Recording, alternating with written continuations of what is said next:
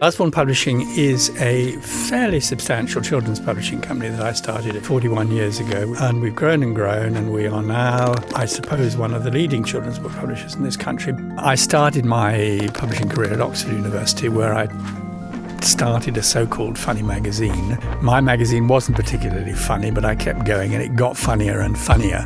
And eventually, we turned it into Private Eye magazine. I left Private Eye after about 3 years because I was so-called managing director, and I had almost nothing to do. And I ended up working for a large publishing group as the chairman's assistant.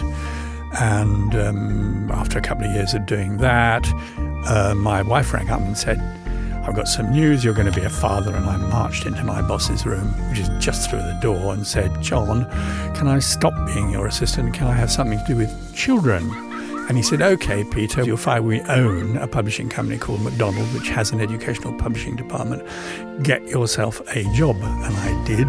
I got promoted, and eventually I met my boss. He said, "What are you going to do next?" And then I had a real moment of terror and said, "Well, I really want to start my own company." And he said to me, quite incredibly, "Ask me for the money." And I did. And I made a business plan, and it involved borrowing 20,000 quid, and I took it to a friend and said, "How's this for a business plan?" And he said, "Well, it's only got one mistake. Add a nought." So I did, and asked for £200,000. I got it, and I started Usborne Publishing.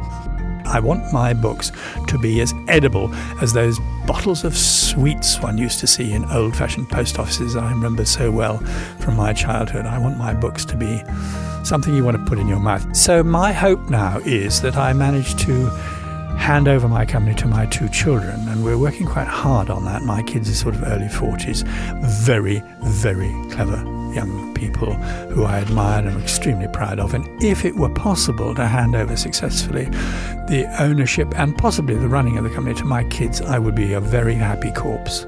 I'd be looking down with great pleasure.